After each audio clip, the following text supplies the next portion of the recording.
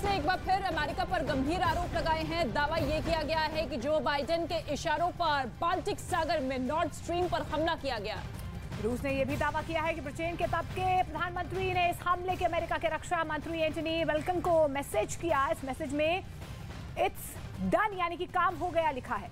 हालांकि अमेरिका और ब्रिटेन ने रूस के आरोपों को पूरी तरीके से खारिज कर दिया है।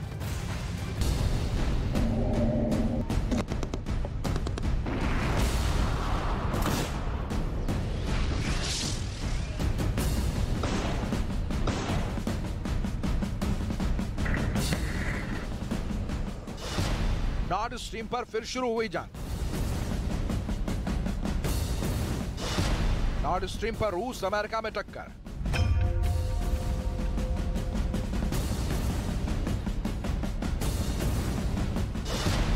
नॉर्ड स्ट्रीम पर हमला किसकी साजिश?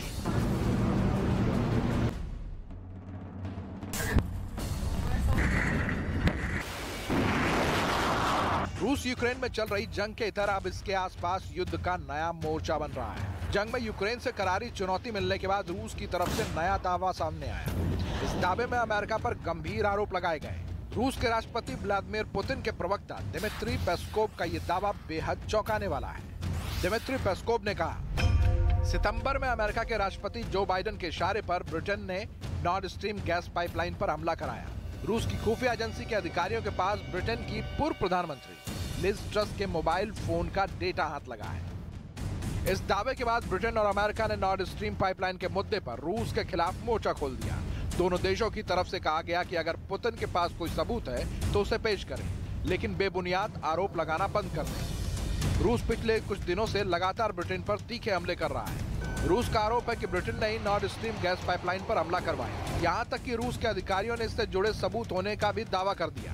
कहा गया कि रूस की खुफिया एजेंसी के पास कुछ संवेदनशील डेटा मौजूद है। इस डेटा से पता चलता है कि ब्रिटेन की फौज के अफसर ही हमलावरों को निर्देश दे रहे थे। ये बहुत रूस के पुराने दावों जैसा ही है, लेकिन रूस ने ऐसा कोई भी डेटा अब तक सार्वजनिक नहीं किया, न ही ऐसा कोई और सबूत दिया जिससे इस हमलों में ब्रिटेन की भूमिका का संकेत मिलता हो। हालांकि ब्रिटेन के गुस्से की वजह केवल यही दावे नहीं है, बल्कि लिज ट्रस से जुड़ी एक ऐसी खबर है जिसने ब्रिटेन और अमेरिका दोनों को बेचैन कर दिया।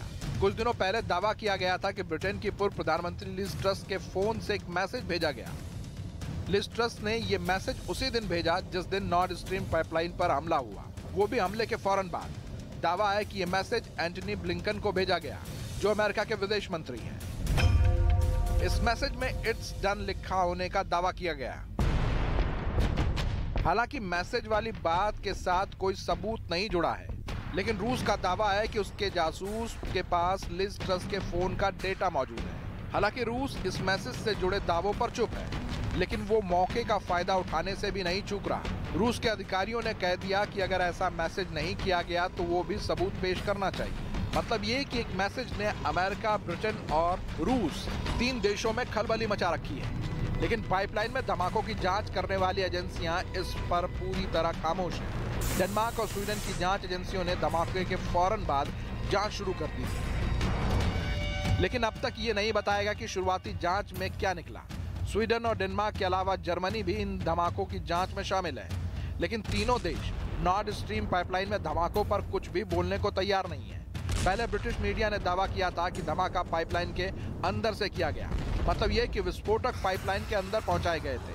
इन दावों के बाद जांच करने वाली एजेंसी पर सवाल उठने लगे, लेकिन इन खबरों पर भी जांच एजेंसी ने कोई बयान नहीं दिया। इसलिए जांच एजेंसियों की खामोशी के कारण इन हमलों की पहेली और उलझती जा रही है। हालांकि रूस का दावा है कि वो बहुत जल्द हमलों से जुड़े कुछ सबूत सार्वजनिक करेगा। उधर इसी मामले को लेकर मॉस्को में ब्रिटेन की राजदूत के खिलाफ प्रदर्शन शुरू हो गया। नॉर्ड स्ट्रीम पर हमले के आरोप में रूस के मंत्रालय ने राजदूत को तलब किया था।